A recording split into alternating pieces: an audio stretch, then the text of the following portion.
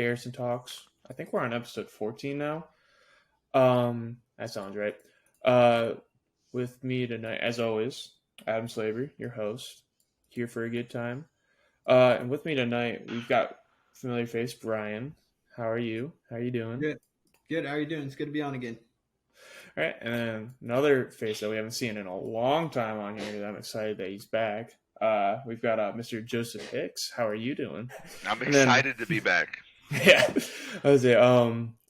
We'll get Matt Evans. Matt's running a bit late, so he'll be hopping in here as soon as he's back.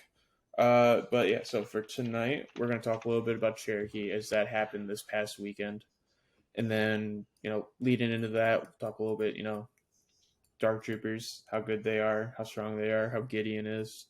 A little bit about Blizzard as well, because, Empire is very, very strong right now. And it's something.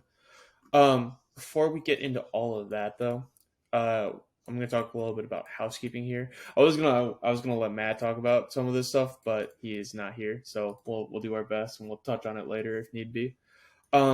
First thing I want to touch on, this should be the first episode that we are gonna have posted up on the Legion Discord, so that's a little exciting. You can finally start getting our content on there and whatnot. Hopefully, get a little bit more feedback, more people, and everything else. It'll be a good time. I'm a little excited about that. But the other thing, probably the bigger one, is we, as the Indianapolis Garrison here, we're going to be hosting a tournament coming up in June. I don't remember which actual dates were. It's a Friday to Saturday. Here, sorry, let me pull it up real quick. June 16th and 17th. We're going to be hosting a 64-man tournament here in Indy. 6 rounds. I believe it's a $20 buy-in. All the money there is going to go towards prize support and everything. So we're hopefully going to have really good prize support and whatnot. I'm excited because I know that there's been a couple people that have already reached out. I think we were already up to 20 tickets sold and everything for this. The one important thing that I want to note, though, is that it is going to be from a Friday to Saturday, a Friday, Saturday, instead of a Saturday to Sunday. So the dates there are right. We are hosting, our venue is going to be a church. So it's not going to quite work out to have a Legion tournament at a tournament on a Sunday for obvious reasons. So it kind of makes sense there. But so that's exciting. I believe we're going to have a train tournament. We're going to try and stream the games. I believe Joe's here is actually going to be the one that's going to be streaming the games for Indy Open, which is going to be a great time. But yeah, so train tournament, everything else. Hopefully we'll be able to talk a little bit more about that in concrete details once we have them. But for right now, that's something to kind of try and keep your eyes on a little bit. Yeah, so there's the terrain competition, like you mentioned, but there also was just recent chatter about best list name competition as well. Oh, I didn't see that. Yeah, that would be fun, especially with all these great names that we've been seeing on Game Uplink so far. Absolutely. All right, so before we get into Cherokee and Dark Troopers and everything else, I want to talk a little bit about a hot take I have, a little bit, because I think this is a fun idea and I think it's a valid thing to consider. I believe that FDs should be considered vehicles and not emplacement troopers. So, part of my reasoning for this, I'll run through it real quick.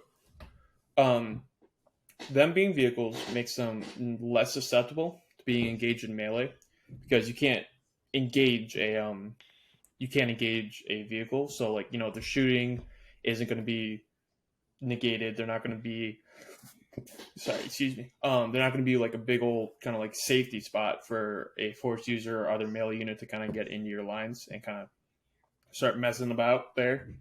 But it doesn't necessarily remove that option because they are still going to be a big old line of sight blocker now because vehicles block line of sight.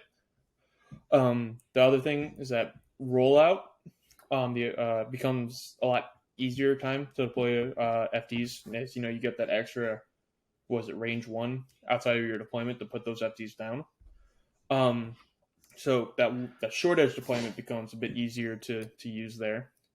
You do lose out on advanced positions, I will say that, but like because of the way advanced position works, you can just put the FDs down last, and you still have that kind of like that band towards the center of the map open for your FDs to be put down. The other thing is that kind of in my head, it makes way more sense to be repairing a big old gun with a repair bot instead of loading it up with Bacta from a medical droid. Because like I do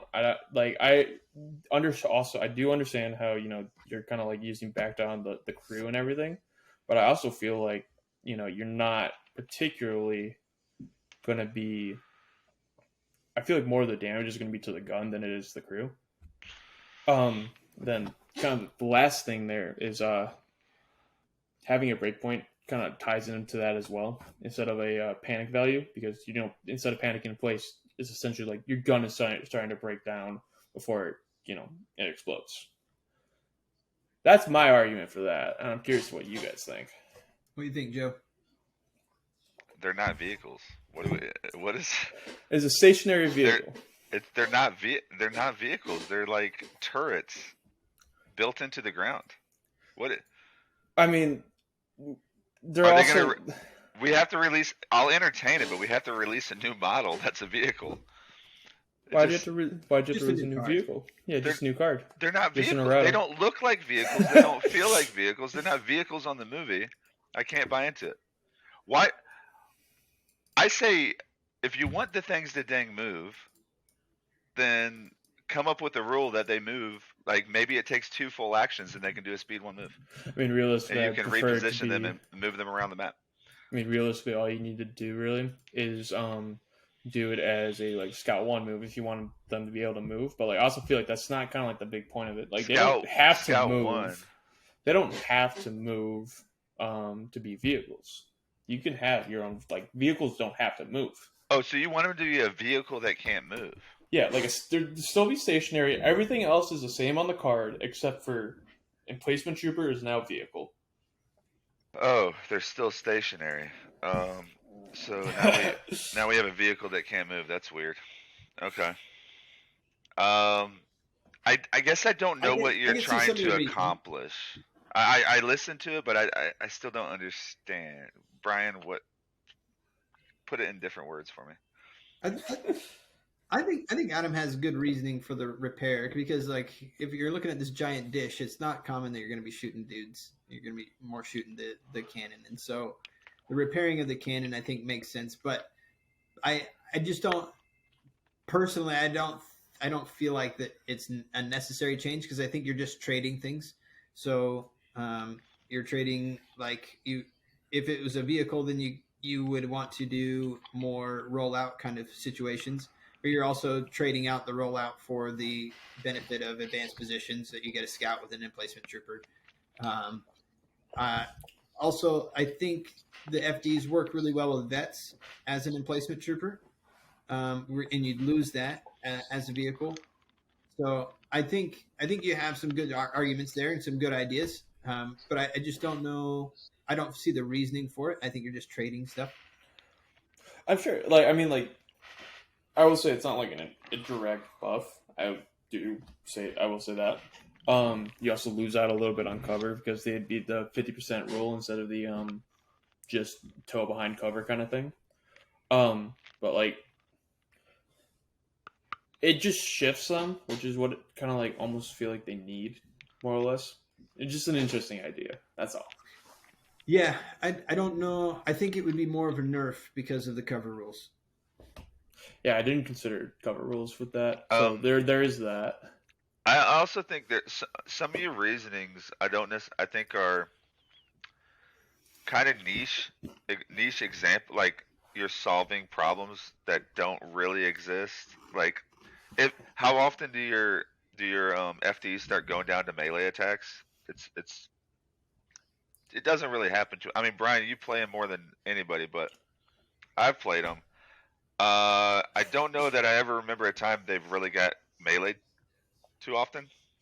It's Yeah, so an infiltrating mall can do that, depending on what list you're against, and depending on what that mall, how aggressive that mall wants to be. But in the minute a force user gets into your lines and just decides to hug the FD, especially like an operative Luke, if he just hugs an FD and just like pops off, hits something, and then pops back, and you don't have a way to get him off of your FD, then he's stuck for See, forever. He's I'm just all about new creative rules. Like, just give them a keyword that says they can sabotage their FD and it will crash over and land on the force user next to them. Like, that's what I want to see. Like, let's take it to the next level.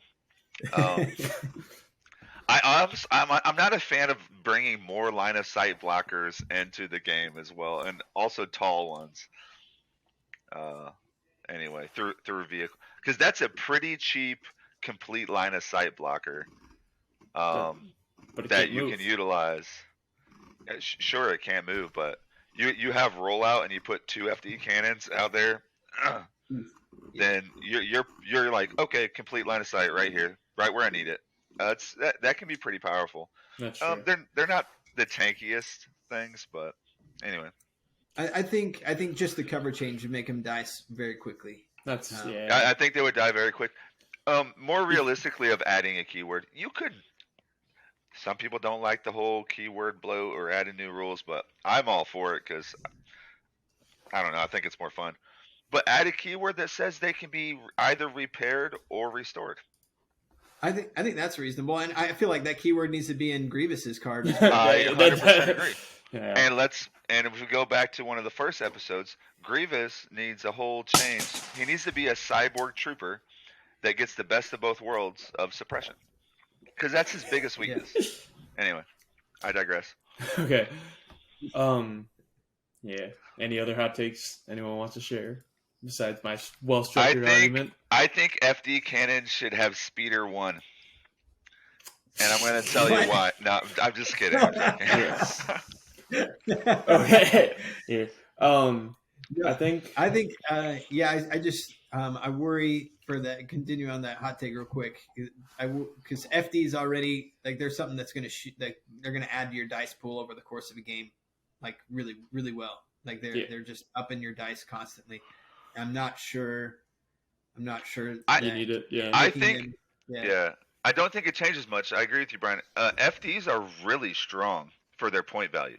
They are very good units.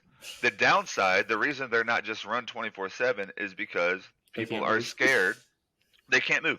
People are scared of getting a bad map and then getting the bad objectives, bad deployments, and then being relegated to doing absolutely nothing that game. But when they are in a good position, they are bang for their buck. I'm not going to go all hyperbolic, but they are a very strong unit for what they do. Yeah. All right. From there, before we get into Cherokee, I do kind of want to go back to Indy Open now that Mr. Matt Evans is here. I'm here. You know, our head TO for this event, and he's kind of the one that actually knows what's going to happen. And so, you want to run us through Indy Open? I gave a pre-synopsis already, but if you want to give a little bit more detail. Yeah, I'd be glad to. Happy to jump in here. Like Adam said, I will be the head TO for the Indy Open. This will be the biggest event in Indianapolis since, actually, I think in Indiana, since Gen Con. We are shooting for... Indy 500, if we're being fair. Yeah, well, biggest Legion event. There we go. So we're shooting for 64 player max.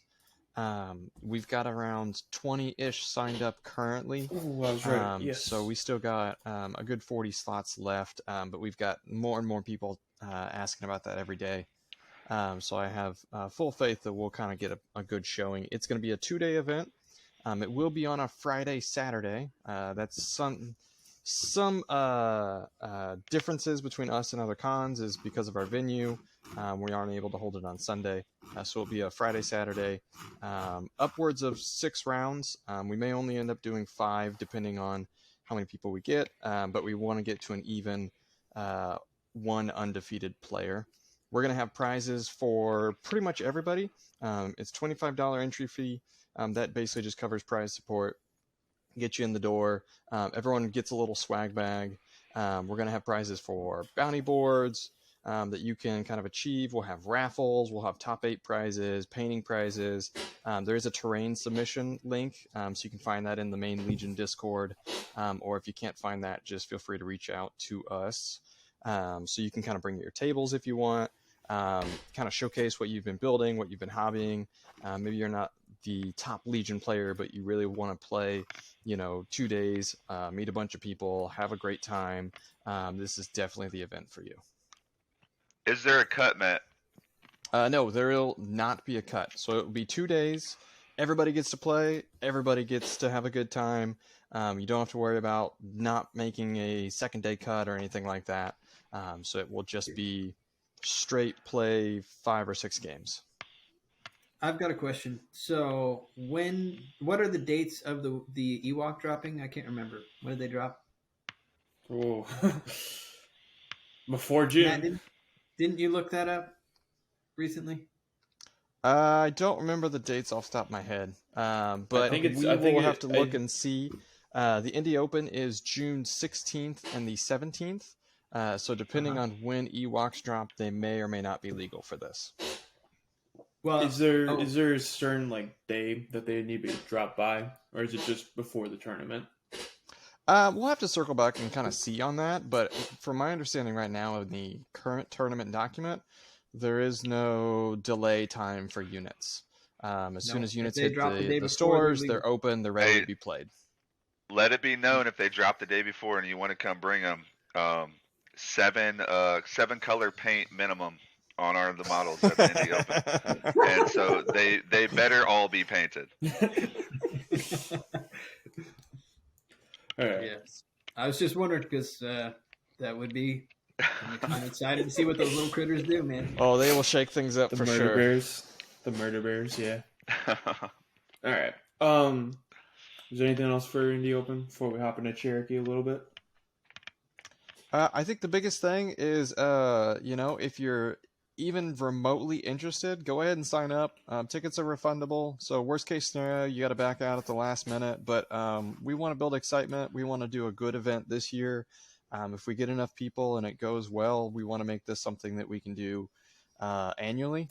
So, kind of join us in this. We're in a good centralized location here in Indianapolis where we've got people from surrounding areas, surrounding states, locals, and we're just trying to continue to build the Legion scene. Yeah. Matt, why don't you mention how our local tournaments have been going just in general? We talk a lot about SmackDowns on here, which is great. We had 4 last year. We try to do 1 a quarter. More than that, we find is just a little unfeasible. But we had at least 24 players pretty much for every event last year. I think our last one ended at the end of the year last year at 32, I want to say. 32. So we've got a really, really strong local scene, which is really great to see so many people showing up for events, enjoying Legion, throwing dice. Yeah, it's always a great time. So I guess from there, let's hop into Cherokee a little bit, talk a little bit about the competitive side of things. So for everyone that was unaware, Cherokee Open out in Cherokee, North Carolina, that happened this past weekend. It was a 47 player tournament this year. I believe it was part of the Frontline Gaming cycle, so it kind of is the big old popular tournament for the month. I believe this was also the first tournament we've had that have had Dark Troopers legal for it, which is kind of the important part there. Or at least first tournament that's been over 15 or 20 people. I'm going to read through a couple stats real quick off of the 5th Trooper article by Evan Paul. So the most prevalent faction in the top 8, care to wager a guess? Surprise! Is it Empire? Surprise! It's Empire. It's Empire. Empire was 6 of the 8 top 8 players. So with that, top number of factions represented in the top 8, there was 3 this year if you're counting Shadow Collective. Always a point for discussion. But like if you count a Shadow Collective, it's 3. Last year there was 4. As far as number of factions represented in top 4, does anyone care to wager a guess for that one? If anyone hasn't looked yet. I've already seen. We know the answers. We all know the answers to this test. Okay. Yep. Yeah. So there's only one faction, top 4 in Empire. As far as lowest performing faction, CIS was at 14th, whereas last year there was at least one of every faction in the top 8. Interesting point that I kind of found from this was the number of speeders in the winning list. It was the maximum within the allowed within rules in both last year and this year. I thought that was a little entertaining. And then as far as battle forces or bounty hunters, all 6 of the 8 lists from this year had bounty hunters or battle forces, and the last 2 were double dark troopers. So get a little bit more to that in a second here.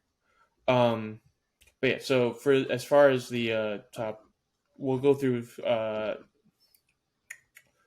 to think of how to break this down, just because there wasn't a solid way to kind of like put the 4 and 1s. If you're not looking at straight to schedule, so kind of like looking through those. The only non-Empire list was a Pike gun line with Maul and a bus and loaded up Black Sun enforcers.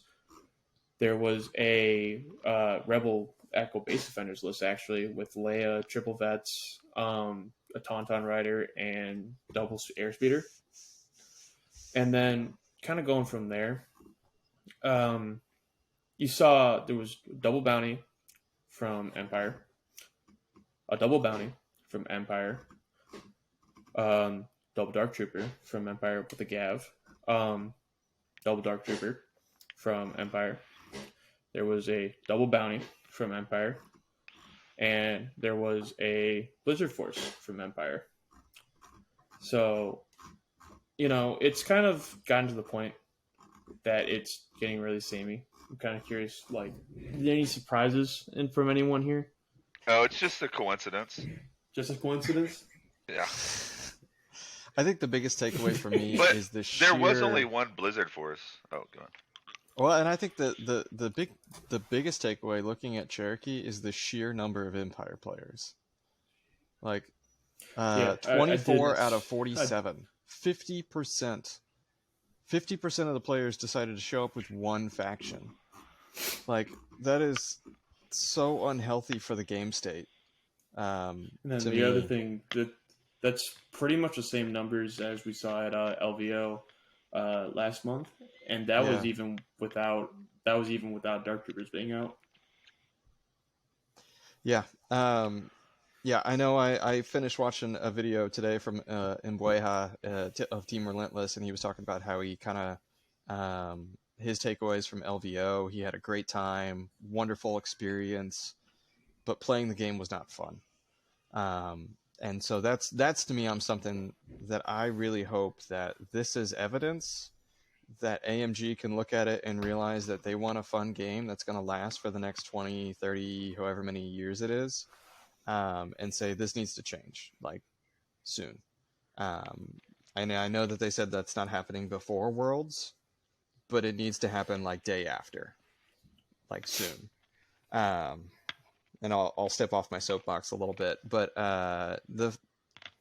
seeing any game, whether it's a war game, a skirmish game, board game, whatever it is, if everybody is taking one archetype, and you're talking 50% of people showing up to events are taking this, that's something that needs addressed. That's like a game balance issue. That means that diversity of choice is not an option. And so 50% of the players showing up with Empire is a problem. So I've heard people bring up the fact where, like, yeah, if you go back to Rexstar, you go back to this, it was even worse then. There's an argument there. It may have been worse then in certain aspects, but there is so many more units in the game now, and there's so many more. There's good units. There's units that have seen a lot of play over the past year as very effective units, strategies, and armies that are almost relegated obsolete at the highest level of competition because they're just not good enough to be Empire right now, to be the top Empire list right now. So there's so much more to choose from, but we're still seeing 50% Empire. So I would argue it's more unhealthy than it ever was. Are you, so just clarification, are you, for when you're saying the high levels of competition, are you talking just like tournament goers, or are you talking like top tables at tournaments? When I say the highest levels, I'm talking about the folks that go to the tournaments with world invites. They go to the big 100-person tournaments, and they go to the big conventions, and they're going there with the expectation of top aiding them and winning them. Okay. That's how I would define it. Yeah. Okay. Yeah, I mean, it's interesting because it's like, it feels like it should, like on paper, I think it feels like it should be healthier than Rexar, because when you go back and look at like Rexar lists, it was either you're running a list that's designed to counter Rexstar with whatever you have, or you're running Rexstar. And most of these Rexstar lists that were back then were identical down to like single upgrades and everything. Well, Now, like, we are seeing different, units and archetypes and everything from Empire, but it still is like, it feels bad because you have to account for so many more things as well. my counter argument to that would be when we got the rules changes at the end of 2021, all through 2022, for most of the year, we were blessed with a pretty balanced game that was a heck of a lot of fun. So now that taste is in our mouth, it's more upsetting now to see where we're at.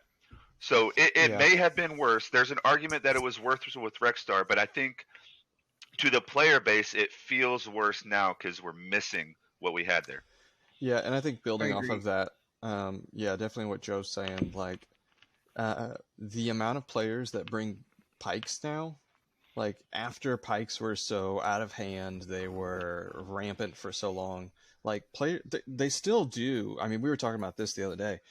Pikes still are just as efficient as they always were. They're just one act down. They're still just as efficient. They still do all the things they need, and they actually fare pretty well against Blizzard Force. But there's such a bad taste in people's mouth, they don't want to bring them. They became the boogeyman that no one wants to take because they feel bad because they're that guy that shows up with pikes, and they've got 20 dodges on the table at the beginning of every turn.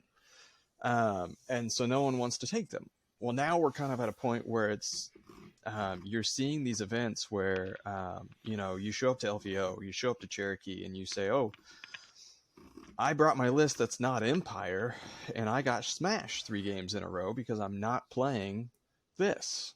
At least, and I know Brian and I were both playing fairly competitively when Rexstar was still around. There was never a point when Rexstar was around that I felt like I couldn't bring my off-meta stuff that I wanted to play, and I was just going to lose. Like, I just essentially didn't have a choice. I either buy in and play this list, or I'm out. And there's an argument to be made that you can still do that, but it's a very big uphill struggle. And the problem we're going to run into long term is if it isn't fixed, you get the players who just want to show up to events, they bought into the game, they have a good time. If their first couple of experiences are being smashed in the face by Blizzard Force, or being smashed in the face by Double Bounty, or by the Dark Troopers that just launched that are super oppressive, that's not a good experience they want to return to. And so good game balance is good for the long-term health of the game because it builds good player experience. You want to get those experiences where players play a game and they say, whether it's competitive or not, and they say, "Hey, that was a lot of fun. I lost, but it was still a lot of fun. I didn't feel like I got, stomped. It was still a back and forth. There were still opportunities where I could, bring things back." Whereas with Dark Troopers, if you're playing triple Dark Troopers, you're like, okay, they're at 13 activations because of the double activating units. And so I'm just going to sit and watch them, even with the pass mechanic, for the last 3. And that's going to be a cycle that I have to continue unless I can blow this full health armor, red saves off the table. Wait, are you People are playing 13 act Dark Trooper lists. You can. Well, if you we get haven't 10 seen acts, any. it's 13. We haven't seen any, but like it's not hard to reach the point where you can hit 11 to 13 acts with Dark Troopers. Yeah. Like the rest of your army. Yeah, I think that I think that it is more unbalanced now than it was during Rexstar. I think Rexstar had a peak where it was pretty intense, but we're starting to see that shift. That it seems that this is going to be more or worse than it was at that time. We weren't seeing top 8 of the top or 6 of the top 8 lists at big tournaments be Rexstar, right? Or one faction at least. We weren't seeing that those levels. There's a lot more better players now. Nothing against some of these guys have been around and they're still just as good as ever. But there's a lot more really good players now. Yeah. So it's the player pool is bigger than it's ever has been. Yeah. But I also think that I think that there's sometimes we get stuck in our ideas of I can't beat such and such, or I can't do this thing, and we lose that innovation because we lose motivation.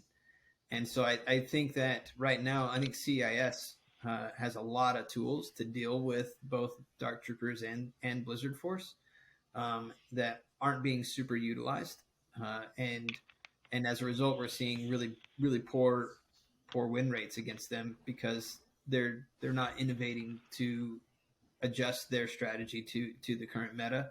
And so we're going to see that too. But right now, we definitely need to see some toning down because I suspect that the things that I am preparing for Worlds are Dark Troopers and Blizzard Force.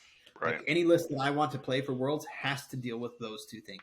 The thing about those two armies is they're so oppressive, and you can't really you can't outplay them. You have to build an army that can beat them. And the Dark Troopers, as we all know, it's the fact they get 2 attacks, and it's a full armored unit. To kill full armored units, you have to have a plan. You can't just be like, you have to have a bunch of impact or a bunch of critical, and that's the only way to do it. So if your army doesn't have a bunch of impact, a bunch of critical, you're going to lose the Dark Troopers 95% of the time. I don't even think that's crazy to say. Yeah, I mean, no one just walks up against an ATSC with their army and just takes it down. And that's an ATSC. But at least with an ATSC, it shoots. At least with an ATSC, it shoots once per turn, and you can ignore it. You cannot ignore the Dark Troopers. They just it can't grab objectives. They just beat you. Yeah, the other thing with Dark Troopers is that I was looking through it earlier. They have one of the most consistently highest rolling attacks out of any heavy unit, and they get to shoot twice. Like if you look through like Saber tanks, AATs, and everything, Dark Troopers are generally forcing the same amount or more saves than all those units. Question though, I only theorize this in my head, maybe in a dream or something, but a Gav tank with Impact 4, I think can 1v1 Dark Troopers. Obviously, if they get the jump on the range on them, I think they can actually beat them over the course of a few turns. But maybe to Brian's point, there are answers out there that people haven't explored and discovered. I'm less concerned about Dark Troopers, as crazy as it sounds, than I am about how gosh darn good Blizzard Force is. Why did they let that 2-pip be a card? That 2-pip's so strong. I'm saying it is interesting because Blizzard Force is still the boogeyman and everything. It's just like Dark Troopers are just as good, if not better. Well, and they're going to have to do something about the whole situation, because as soon as it's going to be the Pike situation, as soon as you nerf Blizzard Force, the Imperial Remnant's going to step in. I mean, I think, and if you look at the top, if you look at the top list of Cherokee, the matches that are like struggling in those 4-1s are the Dark Troopers against the Dark Troopers. Like it's the head-to-head. I watched a couple games of that stream, and the games I saw were absolute slaughters, and I don't understand. the guys on the stream, whoever it was, some guy, I don't know who it was. I was in my head. I'm just like, this guy is a trooper. This guy is a really good dude. What a nice guy, because he was not letting his opponent know how upset he was to his core that this Gav tank just brought in a fire support dark trooper and wiped out it. It's this stuff's nuts. Yeah. Sorry, I cut you off, Adam. Go ahead. No, I was gonna say, it kind of feels almost what we were experiencing with Pikes towards the end of their life cycle before, Blizzard Force and Dark Troopers really took over, was you're looking at lists and you're kind of to the point where you kind of have to build in high velocity or blast or anything else to really get through cover to deal with pipes. And I kind of feel like at this point, in terms of list building, it's kind of like that, but on steroids. Because you have to be fitting in 100 to 300 points worth of impact stuff in your list to deal with Dark Troopers. You have to be putting in more points to be able to, for defensive tech, to be able to soak alphas and everything. And I was kind of looking through my list lately, and I don't know if I'm on the extreme end or anything, but it's I feel like a solid 300 to 500 points of my 800 point list is just bringing stuff to counter what's kind of in the game right now, and using that last 300 points to kind of build my own kind of unique list. I want to ATRTs with the impact gun would actually be really good against Dark Troopers. So they'd be bad against everything else, but that's fine. Build an army that just destroys Dark Troopers. You're not going there to win a tournament. You're going there to take these people out and say, "Don't come to my tournament and play this crap." Anyway, I digress. But yeah, no, it's just I feel like it's gotten to the point where it's you have to be putting anywhere between 300 and 500 points of your list into just accounting for other lists instead of trying to do your own thing and have your own play style into those lists, and that absolutely blows. Well, that is not. I want to play devil's advocate for a second. So, as a competitive player, at minimum, 300 to 500 of my points should be able to handle the meta, and are just specifically designed to handle the meta. So I'm not really sold on that. So I'm gonna jump in there. So you say 300 points? More than that. I would say mine usually if I'm getting ready for a high level tournament, then my entire list is going to be designed specifically to kill the things that are popular. And so I don't think that's unusual. I'm stepping in there, looking at the Cherokee list. Out of the top 8, there's only one Rebel list that made it into the top 8. It has 600 points of impact critical, 600 plus. We're talking 3 vets with CMOs, an FD, and 2 T-47s. Its entire list is built around basically impact. At some point, yes, that is the meta right now. A player has to realize that if I have to bring 600 points to even break into the top 8, that's not fun. See, it's not good for the game. So my counter argument to you, Brian, to your counter argument to my counter, is while I agree, my lists are going to be built around countering the meta. If I'm taking it to a competitive event, I'm shooting to go top 8 or whatever. So I will rephrase a little bit in that it feels bad to be locked out of units. To almost locked out of units because they don't have impact, and they I can't stat check my way through Dark Troopers, because that's what Dark Troopers are. Dark Troopers are a stat check. You either have enough impact or you don't. And it's pretty much how the game's decided there. At least with pikes and everything, you have other ways to interact with them and other ways to win the game. But when it comes to Dark Troopers, you can't ignore them and kill everything around them. You have you have to be able to kill them, because otherwise you're just going to win the game by themselves. And I'm 100% with you, and I think that the community as a whole feels the same frustration that we do with that, and kind of feeling pigeonholed in list building. But I think we've got some good ideas that we've seen successful, and I think we should share those. Yeah, okay. I was gonna lead into that. Kind of like more about counters and everything. Um, what options have you guys been exploring? I've got a couple. I can go Do you want to first. go by faction? Um, I think that'd sure. be Yeah, helpful. let's go by faction. We're gonna skip Empire because Empire is the big bad, and nobody likes Empire here. Blizzard Force Well, beats yeah, Dark Troopers. Good job. Okay, It so can't. here, yeah. I'm I mean, not I think saying the bikes but it are a competes good against counter. it. It Yeah. competes against it. let us start with Rebels then. Let's go through Rebels. Okay.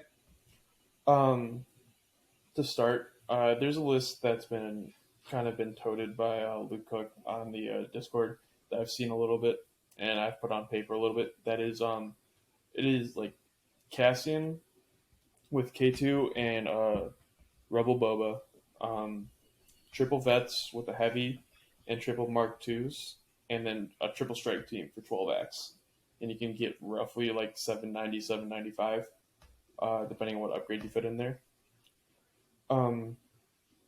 Which apparently is supposed to do well into both Blizzard and Dark Troopers.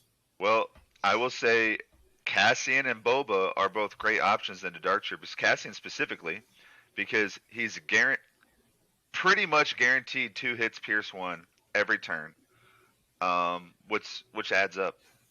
So Yeah, and I think the big thing to note with that too is Cassie and Boba both love Hunter, and Dark Troopers trigger that very well. You don't have to worry about, like, oh, I'm shooting into a core unit that only has 1 health each. They're not going to trigger the Hunter. Dark Troopers, as long as you get 1 wound on them, they're pretty much always going to just trigger Hunter. That list you said it does well against both. In my experience, because I've been playing with all kinds of Rebel lists lately, I think my Rebel list can beat Dark Troopers, but I think the Rebel lists that I build that have a good chance against Dark Troopers can't beat Blizzard Force. It's hard to find one that can kind of handle both because the Rebels do kind of get shredded by the bikes. So you got to play very specific Rebel lists against that. I think if you're going to have a game like that against Blizzard with triple snipers and Cassian, you're going to have to be extremely careful. I mean, if you get flanked, you can lose 3 acts very quickly. So snipers are, I mean, they're great, but they're not what they used to be. Yeah. What other options have we been looking at for Rebels outside of Cassian, Boba, snipers, vets? Well, I think looking at the Cherokee list, I mean, I want to give credit to the player. So hold on, let me grab the name. I got it. Chris Lawton.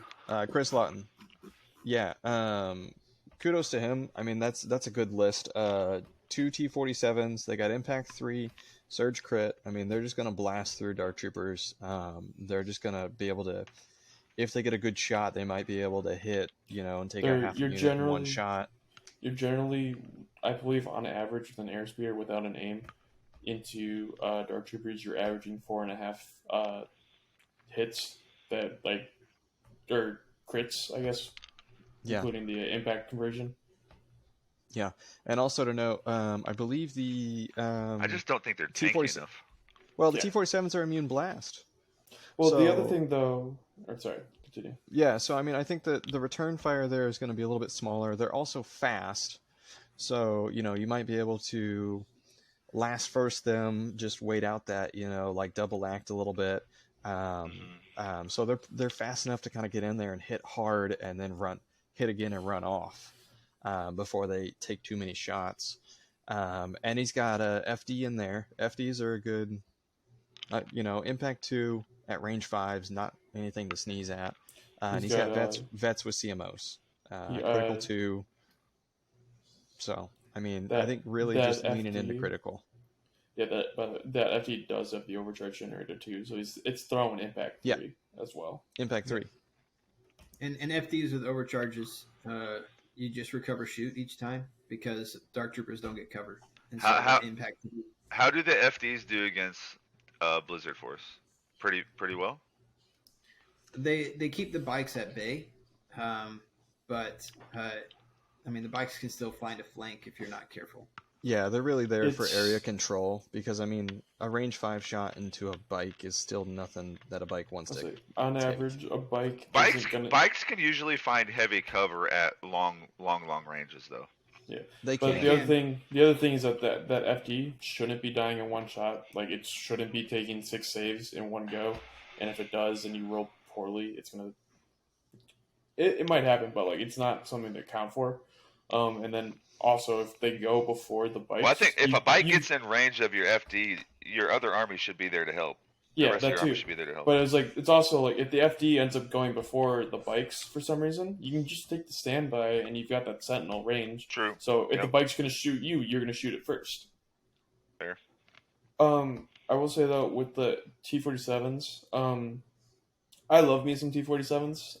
I would not bring them right now because of how much everyone else is taking into impact for Blizzard, or not Blizzard, Dark Troopers. So like I feel like most lists that you're seeing that are going to be at these kind of events are going to be impact 8 to 10 in the list, and your T-47s are going to melt to that. Is the problem? You're going to get like one shot off with it. I'm kind of with you there, but I do think that careful play can mitigate that. T-47s have the largest threat range in the entire game, and so their threat range is farther than bikes, and so you can play the range game and make sure that you hit the bikes before they hit you. Yeah, you can hit the bikes first, but it's also like I'm also considering all the other lists that aren't going to be Blizzard or Dark Troopers. Right. Yeah. I'm not sure that's going to be as much of an option versus lists like that. And the T-47s with Hotshot Pilot, they should be killing a bike pretty consistently on average. Yeah. A model that is. I do Well, and even- really, yeah. I think T-47s play into other stuff really well. I mean, 6 dice surge crit, you get aims on them. I mean, honestly, if they're not running Blizzard and they're not running Dark Troopers, good luck taking care of my T-47s. It's a good solid unit. But Adam has a good point because I've played around some heavy builds lately. I've been playing a lot of lats over the months, and I'm scared to play them because everyone's bringing so much impact. Yeah. It's like I'm really worried because of how many saves are just gonna be forced onto those airspeeders before like natural crits and critical and everything. Like you're gonna be able to get you really need to play around like last first and everything, and like it's so hard. Yes. When I build an army and talk about anti-meta, and I've said this before on a past cast, I look at the next layer. I look at a couple layers down, right? So if the meta is Blizzard Force and Dark Troopers, the meta to beat the meta is bringing a crap ton of impact. So I'm going to bring an army that when you bring a crap ton of impact, you've wasted so many points against my army. I'm going to bring nothing that you can impact. I'm going to bring nothing that you can, whatever it is. So look at those next layers down, which leads me into like, are we good to change? Can we change factions here? Yeah. Was there anything else that we want? I mean, of course, I'll just say Opluke is still going to be good against them because Jedi with their impact and Fierce is good. But faction. But that gets into the new rules changes, kind of hurt him a little bit. Yeah. The new rules changes did hurt Opluke, but he's still a fantastic piece, and his I Am a Jedi is horrifying for Dark Troopers, to be honest. Yeah, it's big against him, and then you're also able to dip in and out of engagements much easier with them. So like, there's a good chance you can set it up so like, you're not even going to stay in melee with the Dark Troopers to get punched if you do it right. Right. Let's move on to Separatists because we're talking about building armies to beat the. There's something good about just putting 70 models on the table. We go back to the Separatists dominating the meta there for a few months. You couldn't beat them at attrition. You just couldn't beat it. A lot of armies didn't have enough dice in the pool to win that attrition, and they'd always win out. So I think bringing back a bunch of minis on the table and utilizing their very cheap heavy weapons that can still be fairly effective into things like Dark Troopers. I don't know. What's the Separatist builds that you were looking at, Brian?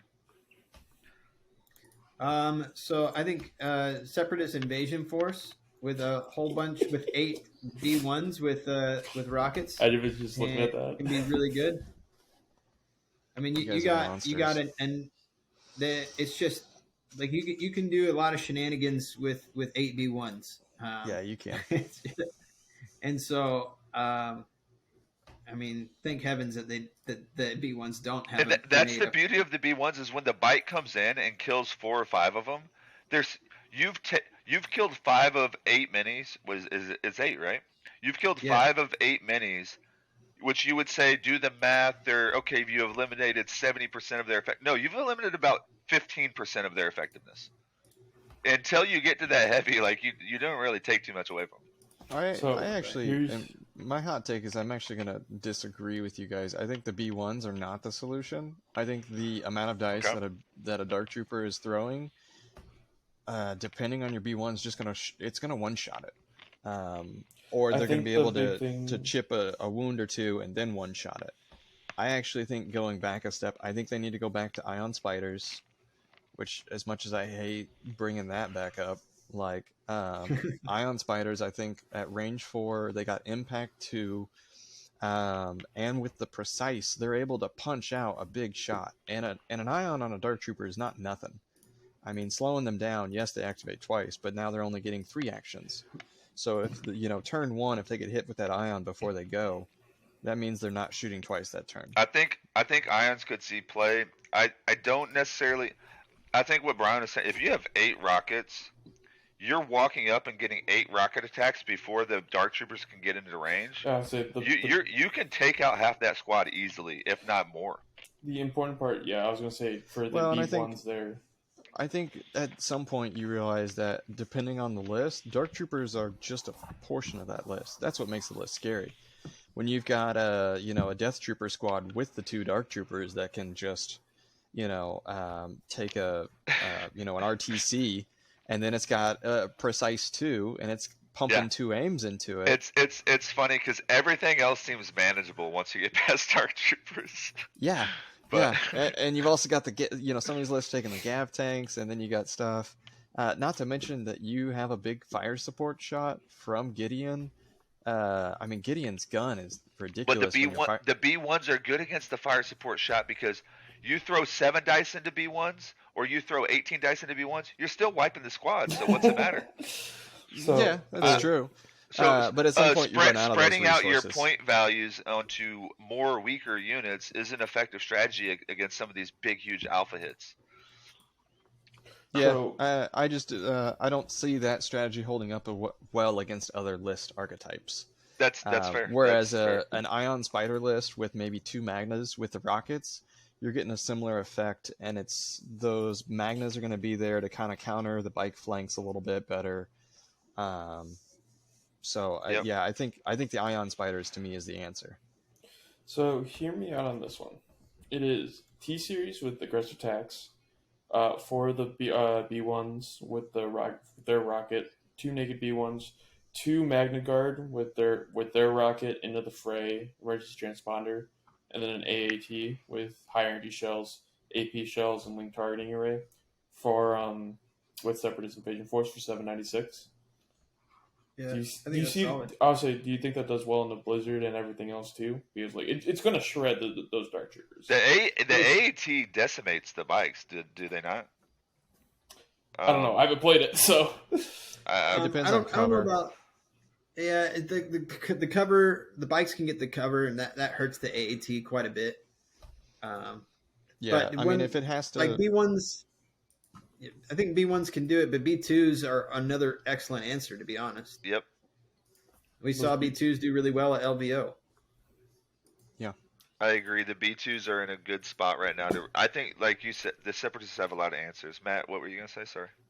Yeah, I think the AAT is just going to struggle into bikes a little bit. I mean, you might get the high velocity shot into 1, and that's a big, 7 red, white, I think. But if you have to barrage, you're shooting 4 red into heavy cover if they can pick up that heavy cover, and then you're maybe doing 2 wounds to the bikes, and then at that point, not to mention go back to the meta point I tried to make is a lot of the armies you're playing against have impact 16, and your AAT can get shredded. Yep, and so the fact is an AAT is basically almost the same health as a Dark Trooper and the same health profile at this point. And everyone's gearing up to kill the Dark Troopers, so by default, yeah. But the AAT stays at range 4, which Yeah, is so better. And it does. You just recover shoot. Yep. And what were you were saying something earlier, Adam? What were you saying? I was just I don't remember at this point. Here, let's go back to ion spiders really quick because they feel too expensive. They're more expensive. It was like 10-point boost, but I even 15. after 15 after the nerf, I've played a couple guys who've ran ion spider lists, and their armies still felt really strong. Like the ion spiders are still strong. Yeah. And now, like Matt's point, now might be the time to bust them out and show how effective they still are. Because it's 3, yeah. So you're still forcing. Although ioning the dark troopers is like not quite as good because you're only taking 1 of 4 actions instead of 1 of 2 The actions. important part there, though, is that you are blocking the recover if it gets to that point, or you're not letting them move and shoot, kind of deal. I think they only have impact. What do they have? Impact 2? It's Impact 2.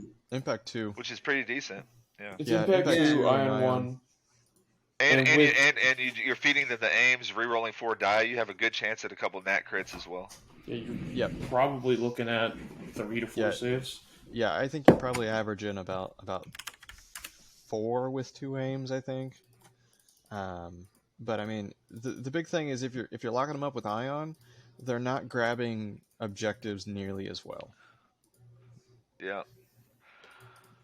So with Precise 2, you're looking at 3.5 acquired aims and 2 aims, Precise 2, Impact 2.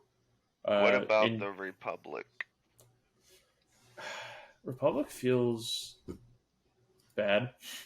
I would actually disagree. I think out of all the factions right now, Republic is doing the best besides Empire. Like they are flourishing. I think you ball up. You have your surges to block, you share your tokens, and you have Anakin. And Anakin is really strong right now. Saber throw fire support will shred Dark Troopers. Force choke, even though he's on the Republic side, he's the one that has access to Force choke, which is amazing against Dark Troopers. So they do have answers. I will just go with I do agree. Like don't get me wrong, the fire support Saber throw is really, really solid. I was more so going off of what Mike Barry Dashes has been saying in the Legion Discord. I've been keeping up a little bit with that because I'm curious what he thinks about it. It sounds a lot like Saber throw feels bad on Anakin right now because you need that other defensive tech from stuff like barrier and whatnot to really like make sure you lives against Blizzard and everything else like that.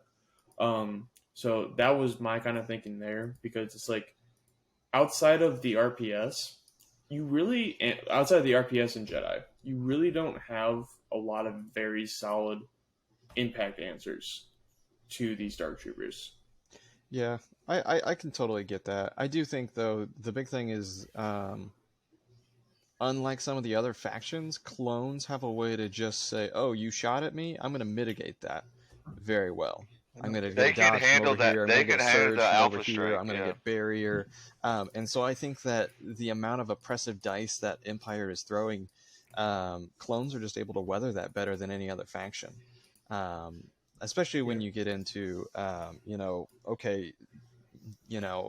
they've got Vader coming in. Okay, well, great. I've got Anakin and I've got Wookiees, or I've got Anakin and I've got Yoda. And so, okay, I've got multiple Jedis to kind of face off against, the threat of Blizzard, which is, Vader finally catches up after you've been handled by everything else.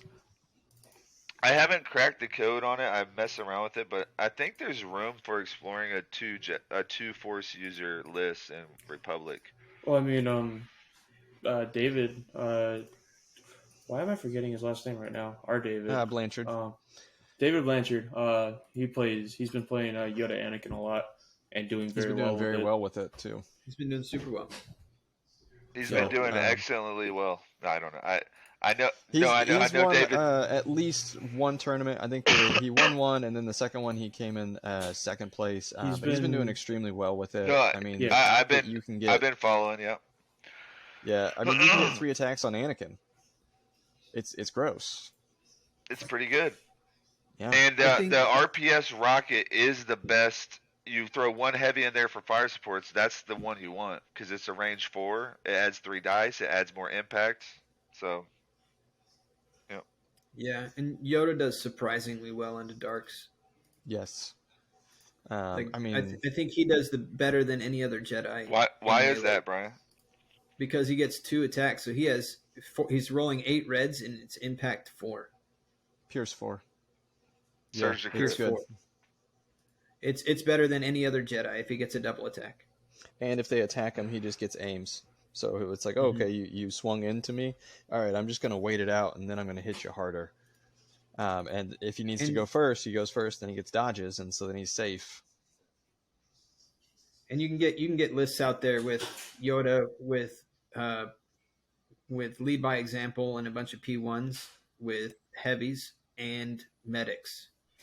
Like you can get Yoda, good solid Yoda. The clone medics on the phase 1s is they're so good for what they cost.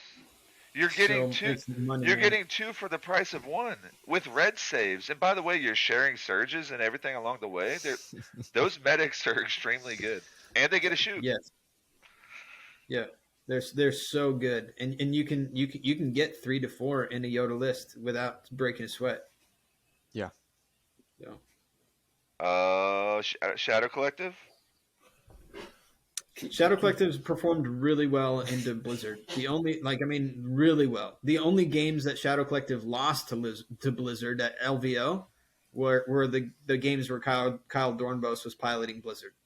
So that was the only ones. All the other Shadow Collective against Blizzard Force games, which were significant, Shadow Collective won. Yeah, it's interesting because all 3 styles you've got for Shadow Collective being like the Super Commando spam, Pike spam, and Black Sun spam, both have a lot of play into both Blizzard and Dark Troopers.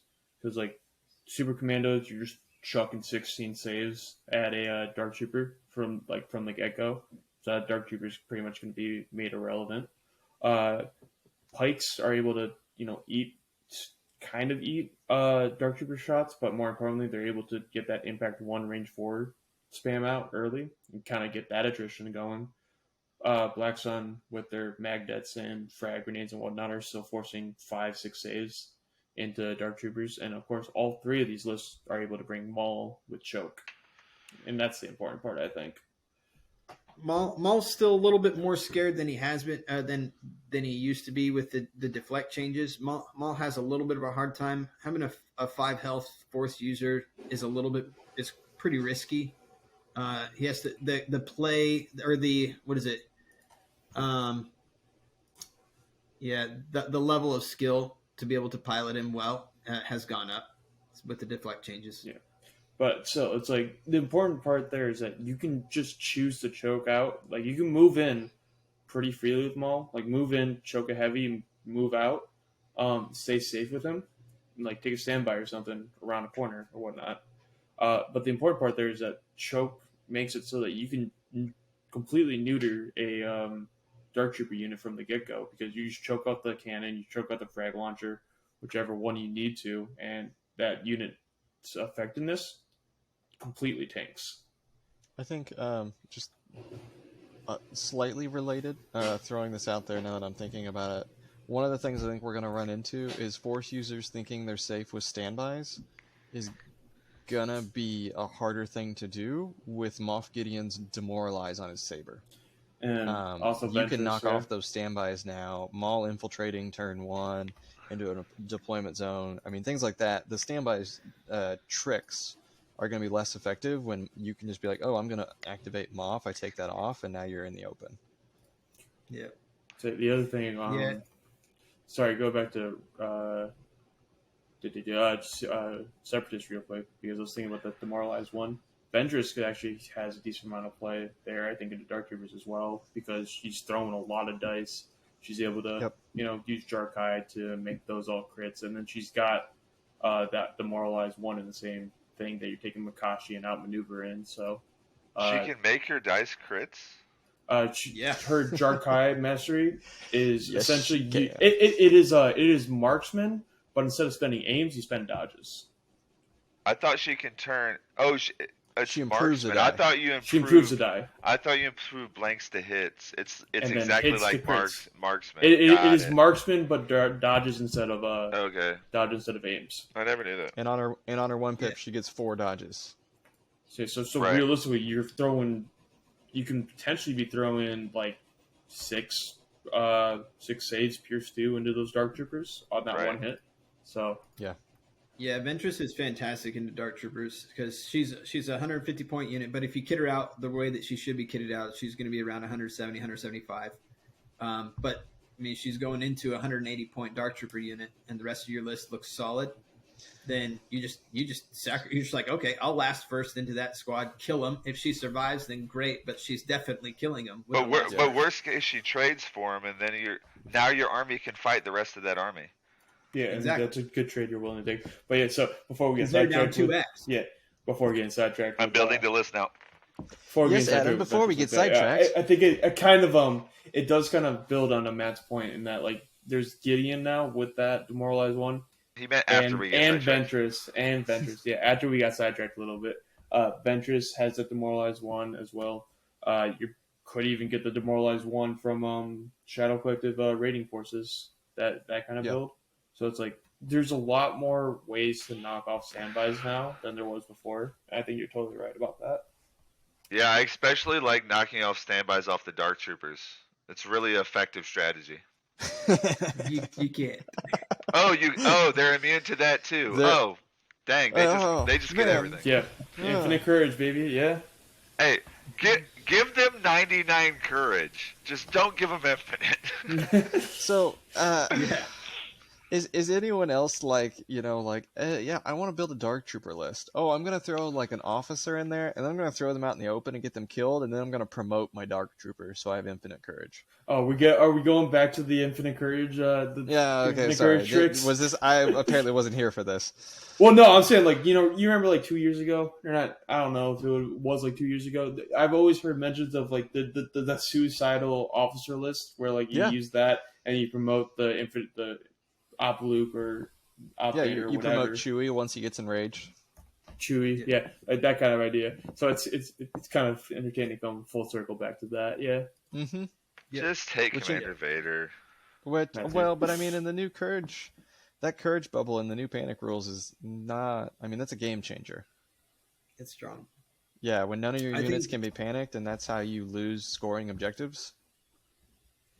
So another thing with Shadow Collective is Maul, or I guess it's both Shadow Collective and CIS. Saber throw is fantastic into Dark Troopers. Saber throw is better into Dark Troopers than actually it is into any other unit. Yeah. because they don't get covered. Because the defense to Saber throw is making sure you have heavy cover. Yeah.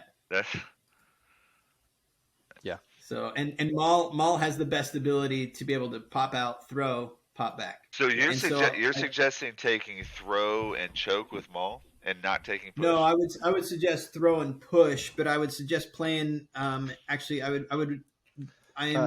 think we're going to see more operative Mauls instead of commander Mauls in the Shadow Collective because of the 4 red dice that you would get with your saber throw. While I agree that throw is good into them, why don't you just take choke and neuter the unit instead of throwing your saber into them? Throwing them is what if safer. The unit has 2 heavies? You can do the throw from range 2. It's safer. Yeah. You can jump out, throw, and jump back. He gets 3 actions. Yeah, I think that's 2 health each. I think that's the answer. Yeah.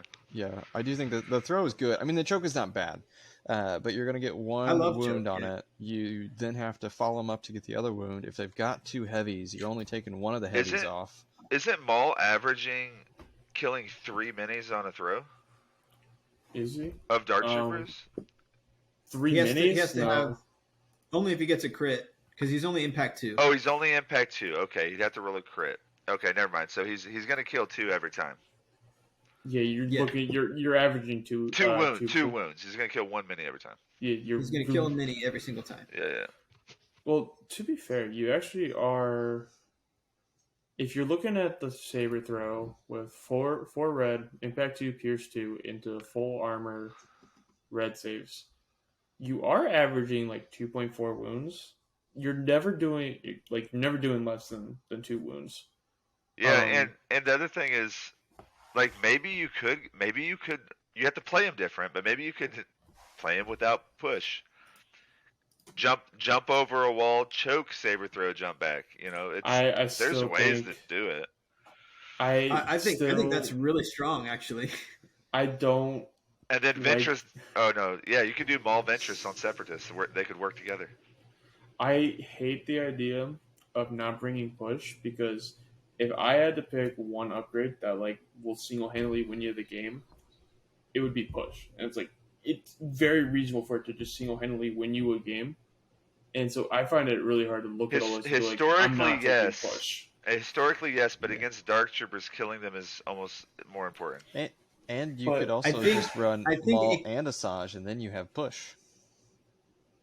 There you go. I think that's the answer there, Matt. The only time that I think it would ever work, and I'm still with Adam on this. I don't know if I could ever leave push home, but the only way that I think someone could make it work is if they have another force user with push. Yeah, I will say we did kind of just completely skim over the fact that Separatist probably is one of the easiest / strongest ways to run double lightsaber users, double Jedi, like even over Republic and everything.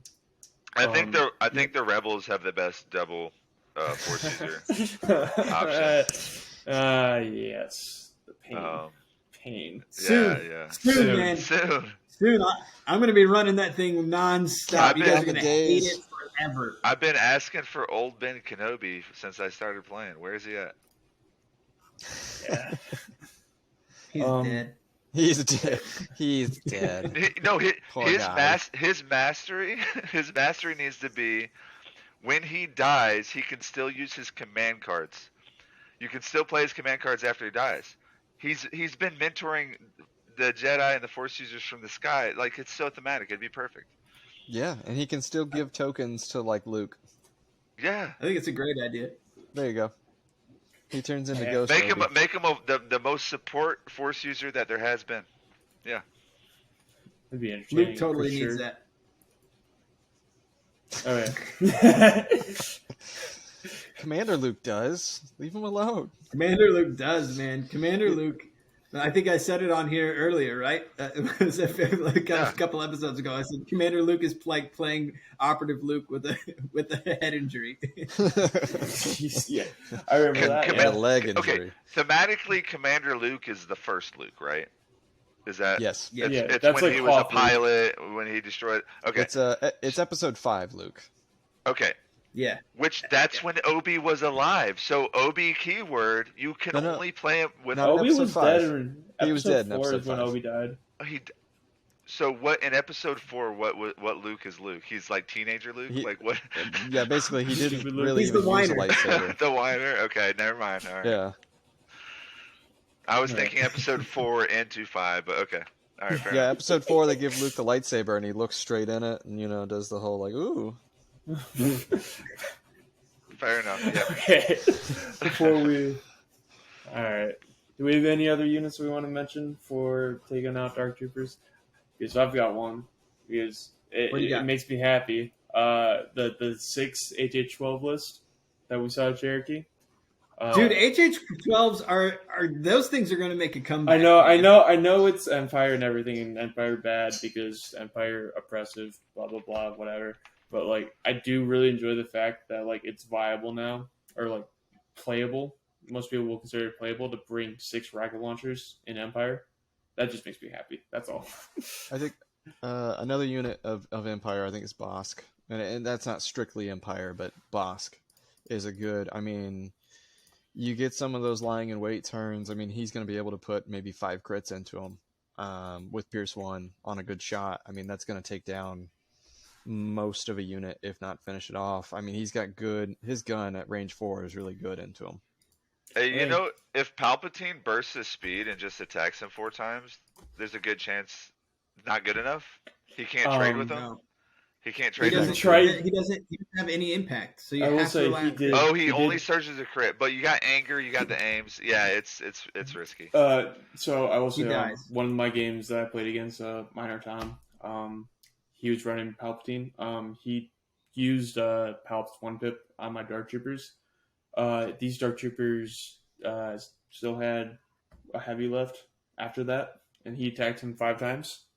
So it's like it's just not enough. You're allowed to attack with Palpatine and then die after the last attack, right? You're allowed to suicide yourself, right? Well, get that technically final the attack. attack happens after he takes the wound, so you can kill yourself, So but he won't get the attack. You don't get that last attack. Okay, so you don't get the last. That's what I was asking. You don't get the last one. Okay. Yeah. Well, there's always a last one. You guys get what I'm asking. Yes, absolutely. Yeah. So it's just like, yeah, I think to close it out just on this topic, there are options. Mandalorians are good against Dark Troopers, but as Brian said, caveat: 1 squad of Dark Troopers, they are excellent against. 2 squads, they run out of gas. Yeah. I do think there's a lot of options. Like everyone has just a lot of good options across the board for dealing with Dark Troopers.